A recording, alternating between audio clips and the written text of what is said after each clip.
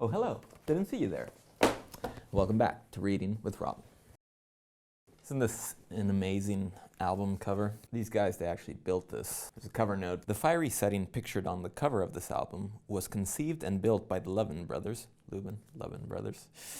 themselves, using chiefly rocks, scrap rubber, and lots of imagination. The scene became a little too realistic though when Ira and Charlie were very nearly burned while actually directing the photography for this dramatic cover photo. Satan is real. Great album. Although apparently vinyl is very toxic, so you should probably just throw out your entire vinyl collection because you're just slowly poisoning yourself and your family. Last episode we left off when Artaud was finally drawing his comparison between the theater and the plague. Funny, analog technology. It's a bit slower than digital, but can't trade the tactile haptic feedback, although I guess a downside is it might be contaminated. Should really use water instead of coffee. First of all, we must recognize that the theater, like the plague, is a delirium and is communicative. The mind believes what it sees and does what it believes. The plague takes images that are dormant, a latent disorder, and suddenly extends them into the most extreme gestures. The theater also takes gestures and pushes them as far as they will go. Like the plague, it reforges the chain between what is and what is not, between the virtuality of the possible and what already exists in materialized nature. It recovers the notion of symbols and archetypes which act like silent blows, rests, leaps of the heart, summons of the lymph, inflammatory images thrust into our abruptly weakened heads. The theater restores us all our dormant conflicts and all their powers, and gives these powers names we hail as symbols. And behold, before our eyes is fought a battle of symbols, one charging against another in an impossible melee. For there can be theater only from the moment when the impossible really begins and when the poetry which occurs on the stage sustains and superheats the realized symbols. It's hard to find a moment to stop because it's just like more and more interesting. This is not a paid promotion, by the way, but get this out of here. Just leave it here.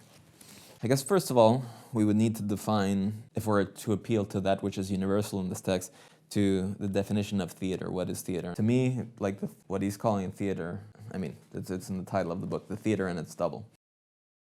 Artaud himself was against the conventional forms of theater, obviously. He was proposing this radical form of creativity. It's very interesting to think of our present times and how, if we were to use the term theater, the performative aspect of our lives in these very kind of banal ways. I mean, in many countries where they've made lines to go into stores and pharmacies, and there's no authority to govern it. You have these people on the one hand who are like, okay, I'll stand 10 meters apart, like the mandatory 6 feet. They're not really arbitrary numbers, they're there for a reason, but nevertheless, it becomes very just dogmatic the way we do it. Okay, 6 feet, 2 meters, 1.5 meters, depending where you are. And then you have the heathen who does not respect this and is invading in your personal space, which has become so precious. Already standing in line is this kind of performative play of anxiety and distress and respecting the order. And it's such a funny thing for like the non-conformist to be very kind of meticulous, because what's put into play now is your own well-being. I mean, and it's not only you, it's like all of society. But I found it quite interesting when you're in the supermarket. Once you go in, it's so calm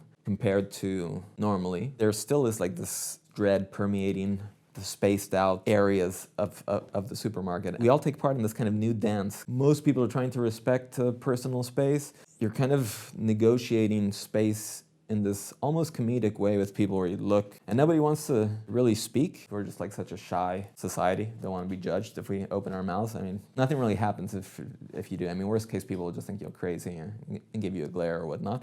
But there are all these little kind of acknowledgements of like, oh, yes, you go, you stop. And then if there's like a little floating island of produce and then there's a little moment of congestion of 3 people, it's like, oh, maybe somebody backs on and goes around, but there's something else. Yeah, I don't know. I like to see this as it's kind of a little theater. I sometimes like casually walk past the aisle of cleaning supplies and just kind of, even if there's nobody there, like just do like a little side glance to where the hand sanitizer is, and of course it's just empty. But it's like, I'm not really looking for this because I don't care. But I mean, even you yourself, you become this caricature of yourself. There are all these self-reflexive levels happening. But nevertheless, I think the situation, it puts us in this state of hyper-awareness. I mean, it can be also like hyper-paranoia or anxiety. I think everybody is just like anxious, be it on the surface or subconsciously right now. But nevertheless, the way things are changing, it brings us to reflect on things.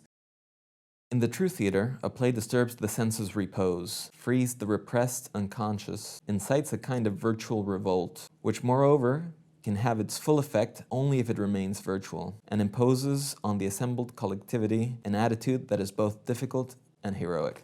Funny, like how these times of crisis really just bring to the surface these things that it takes a lot more work.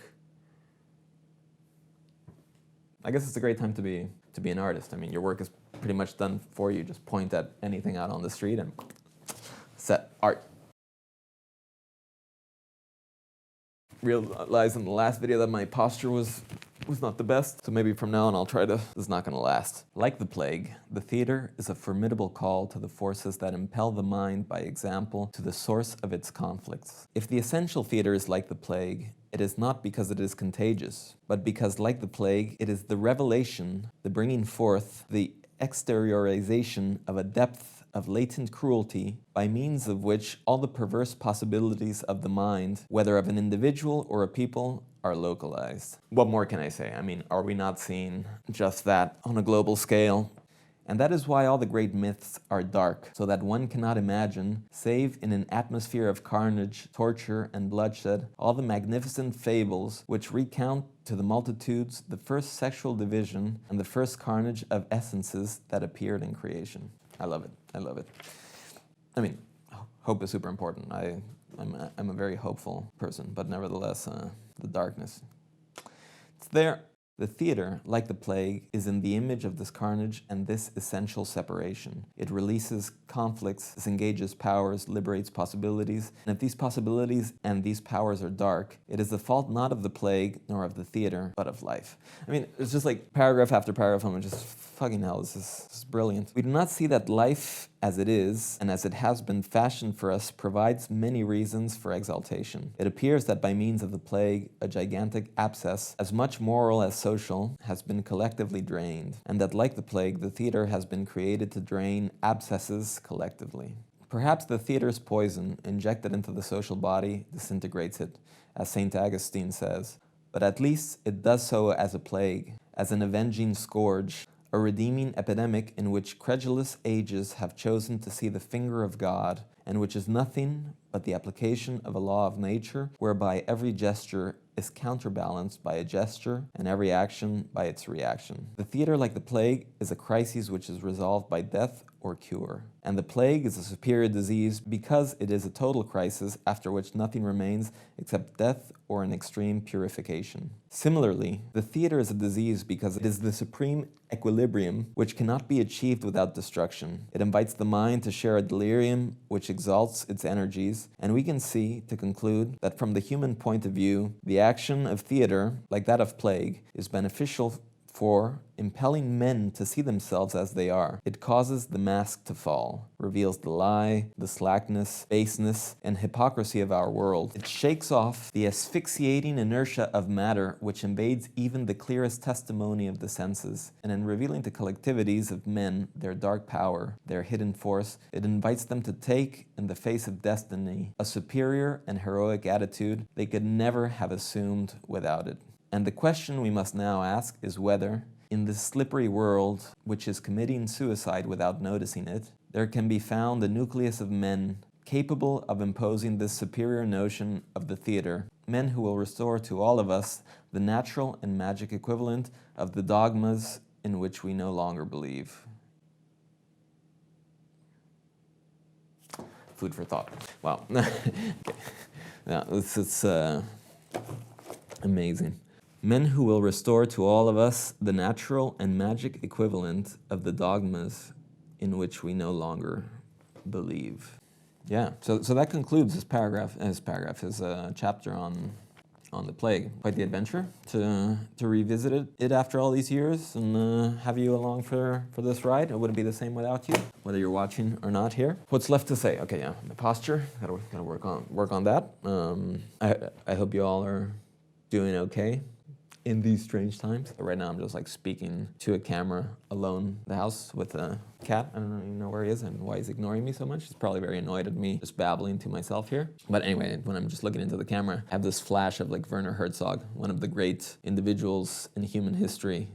With the cameras, it's like death staring at you in the face.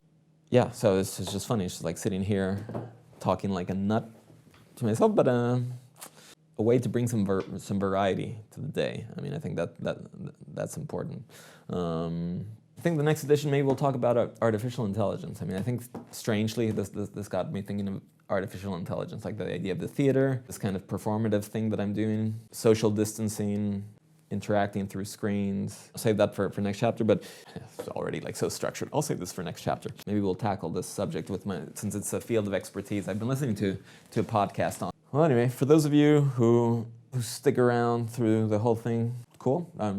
It's good to connect in this way, even though it's not directly. Yeah, I think it's important to foster different ways of human connection. And I know we're a bit overwhelmed too with social media posts, like everybody's kind of going crazy and everybody doing like different things. Sometimes we're annoyed, sometimes we're happy, but that's just the human experience right now, like jumping from one side to the other. So yeah, let's put up with each other as best we can. Yeah, maybe one day we'll get to have a cocktail together again, like 3 feet away.